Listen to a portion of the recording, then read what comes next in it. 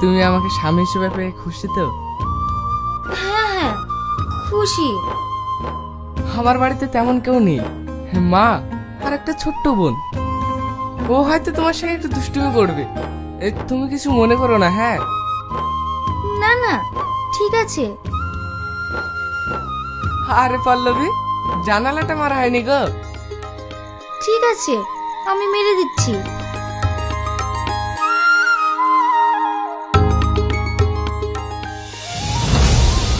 কি হলো পল্লবী? কে একজন জানালার পাশে দাঁড়িয়ে আছে।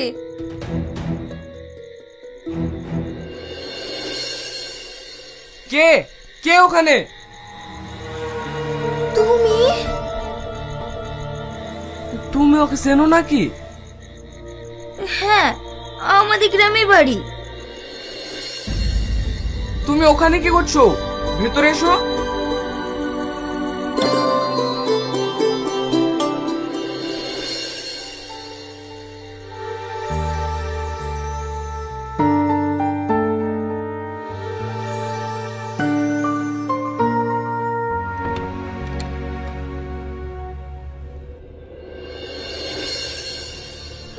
তুমি এখানে কিভাবে আসলে? তোমার চিঠিটা পাওয়া মাত্রই আমি আর থাকতে পারিনি। তোমার গাড়ি পেছনে ছুটতে ছুটতে এত দূর চলে এসেছি। মানে আমি তো কিছুই বুঝতে পারছি না। রোহন তুমি হয়তো জানো না, আমি এই ছেলেটাকে ভালোবাসি আর ও আমাকে অনেক ভালোবাসে। এইসব তুমি কি বলছো? আমি ঠিকই বলছি। তাহলে তুমি আমাকে বিয়ে করলে কেন? আমি বিয়ে করতে চাইনি, শুধু পরিস্থিতির চাপে পড়ে আমি এই বিয়ে করতে বাধ্য হয়েছি। মানে কি গো মশাই, এইভাবে শুয়ে থাকবে না বাড়ি যাবে? জানো পল্লবী, তোমার কোলে যখন মাথা দিয়ে শুই তখন কি মনে হয় জানো? কি মনে হয়?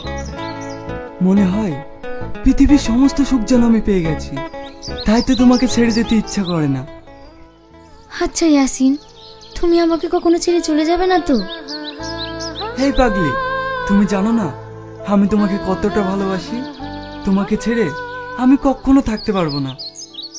কিন্তু একটা ভয় হয় জানো, যদি আমাদের এই ভালোবাসা তোমার আব্বা না মেনে নেয়। যদি না মেনে নেয় তাহলে তুমি আর আমি অনেক দূরে পালিয়ে যাব, যেখানে কেউ খুঁজে পাবে না। তবুও আমি তোমাকে ছাড়া কাউকে বিয়ে করব না। আমি জানি তুমি আমায় অনেক ভালোবাসো। ইয়াসিন, আমাদের অনেকক্ষণ আশা হয়ে গেল। আব্বা যদি অফিস থেকে এসে আমাকে দেখতে না পায় তাহলে আবার অনেক বকাবকি করবে। আমি এখন আসছি। আচ্ছা ঠিক আছে, সাবধানে যাও, আর বাড়ি পৌঁছে আমাকে এক কল ফোন করো।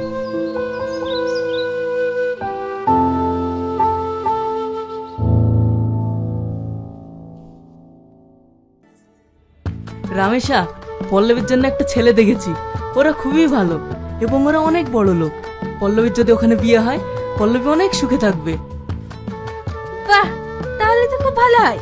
কোন গ্রামে? এই তো আমাদের একটা গ্রাম পর, মধুপুর। কি রে, তোর আবার কি হলো? উঠে পড়ছিস যে, খাবি না? না আব্বা, আমার খিদে নেই।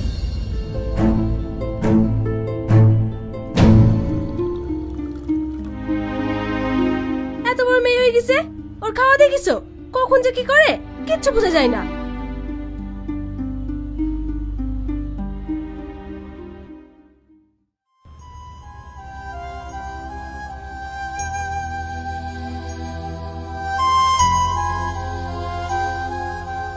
কি রে, তুই ওভাবে না খেয়ে উঠে চলে আসলি কেন? কি হয়েছে তোর? মা! কি রে, এভাবে কাঁদছিস কেন? কি হয়েছে বল। মা, আমি এখন বিয়ে করতে পারবো না। কেন?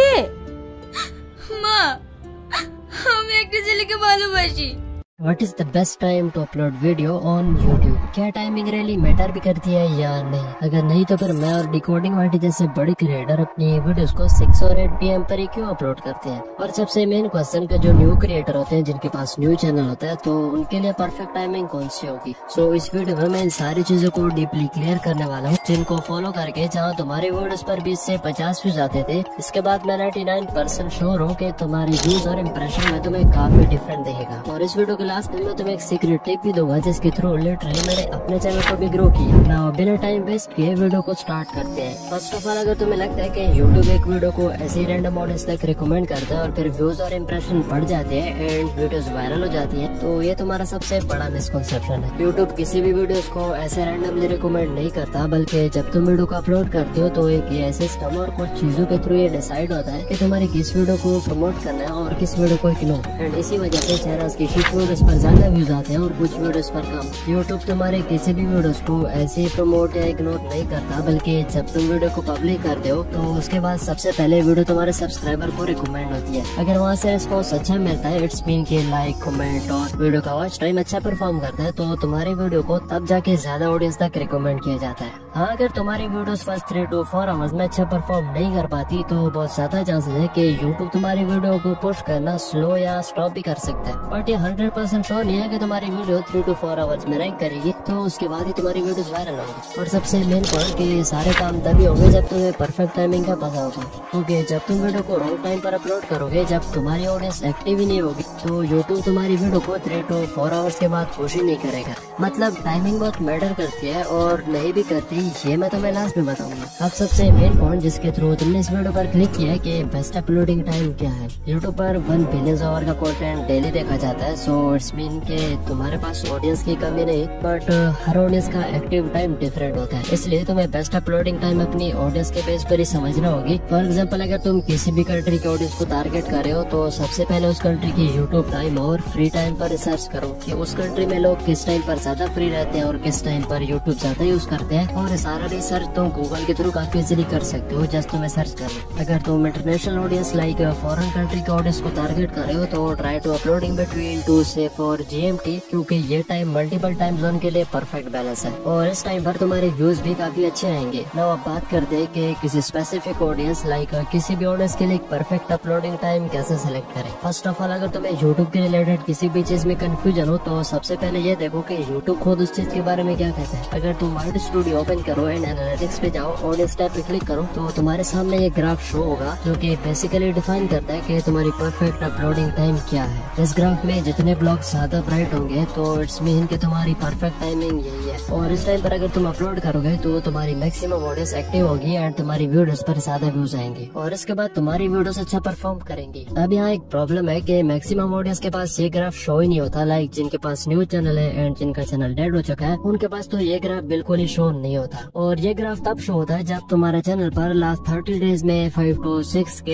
एक्टिव व्यूज हो, और इससे ज्यादा या कम भी हो सकते हैं, बट मेरे चैनल पर इतने व्यूज पर ही एक्टिव हो जाता है। बट अगर तुम्हारे चैनल पर एक ग्राफ शो नहीं हो रहा, तो डोंट वरी, इस वीडियो को अंत तक देखने के बाद तुम्हें हर न्यूज, हर चैनल के रिलेटेड एक परफेक्ट अपलोडिंग टाइम मिल ही जाएगा। बट अगर तुम्हें फिर भी ना मिला, तो इंस्टाग्राम पर मुझे DM करना, मैं तुम्हारे लिए खुद रिसर्च करके तुम्हारे चैनल और न्यूज के रिलेटेड एक परफेक्ट टाइम सेलेक्ट करके दूंगा। और रिसेंटली ये ग्राफ मेरे चैनल पर भी शो नहीं हो रहा, बट जो स्ट्रेटेजी मैं यूज करता हूँ वो न्यू और डेड दोनों चैनल्स पर काफी परफेक्टली वर्क करती है। सो उसके लिए तुम्हें अपनी निश के according 5 to 6 popular YouTube channels को सब्सक्राइब करना है, जिनकी तरह तुम कंटेंट अपलोड करते हो। Like how to grow on YouTube पर है, तो तुमने how to grow on YouTube के क्रिएटर्स को सब्सक्राइब करना है और उनकी हर वीडियोस मैक्सिमम हर वीडियो का टाइम नोट करना है कि वो अपनी हर वीडियो मैक्सिमम किस टाइम पर अपलोड करते हैं। और फिर तुमने उसी टाइम पर ये वीडियो अपलोड करनी है जिस टाइम पर तुम्हारी निश के पॉपुलर चैनल्स अपनी वीडियोस अपलोड करते हैं। और ये ज्यादा बेटर है अगर तुम एक टेस्ट करो कि किस क्रिएटर के टाइमिंग पर तुम्हारी वीडियोस पर ज्यादा व्यूज आते हैं और किस क्रिएटर की टाइमिंग पर तुम्हारी वीडियोस पर कम व्यूज आते हैं। सो इससे तुम्हें पता चलेगा कि तुम्हारे लिए कौन सी टाइमिंग परफेक्ट है। बट अगर तुम मेरी तरह की वीडियोस बनाते हो, like how to grow on YouTube इस निश पर वर्क कर रहे हो, तो तुम्हारे लिए 4 to 6 PM परफेक्ट टाइमिंग होगी। नाउ अब लास्ट में मैं तुम्हें वो सीक्रेट टिप बताने वाला हूँ जिसके थ्रू लिटरली मैंने अपने चैनल को भी ग्रो किया। बट अगर तुम चाहो तो इसे स्किप कर सकते हो कि अपलोडिंग टाइमिंग के साथ वीडियो को वायरल करने के लिए कौन सी चीजें बहुत ज्यादा इम्पोर्टेंट होती है। सिर्फ सही टाइम पर वीडियो को अपलोड करना काफी नहीं होता, तुम्हें यूट्यूब को खुद फोर्स करना पड़ेगा कि तुम्हारी वीडियो को वो ऑडियंस तक रिकमेंड करे। करें। सिंपल है, तुम्हें टाइटल्स और थंबनेल्स पावरफुल बनाने होंगे, इससे CTR बढ़ेगा। फर्स्ट 30 सेकंड में ऐसा हुक यूज करो कि ऑडियंस तुम्हारी सारी वीडियो देख पाए, और फर्स्ट 60 सेकंड में तुम्हें ऑडियंस से कमेंट मांगना। लाइक मैं अपनी लेटेस्ट वीडियो और मैक्सिमम हर वीडियोस में ऑडियंस को कमेंट करने का कहता हूँ। इससे ऑडियंस एंगेजमेंट बढ़ती है और यूट्यूब फिर तुम्हारी वीडियो को और ज्यादा ऑडियंस तक रिकमेंड करता है। और ये ट्रिक काफी ज्यादा क्रिएटर यूज करते हैं। अपनी एडिटिंग को साथ साथ अपग्रेड करो, जिससे ऑडियंस को तुम्हारी वीडियो में एक बेसिक चेंज नजर आता है। लाइक मैं अपनी एडिटिंग को इम्प्रूव करने की कोशिश करता हूँ और काफी ज्यादा ऑडियंस है जो मुझे सपोर्ट करती है।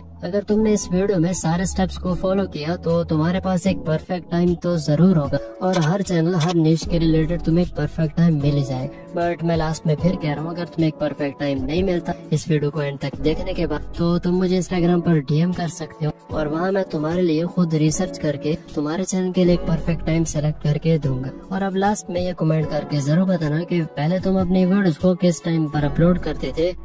सो अब मैं तुमसे नेक्स्ट वीडियो में मिलूंगा, तो तब तक के लिए बाय।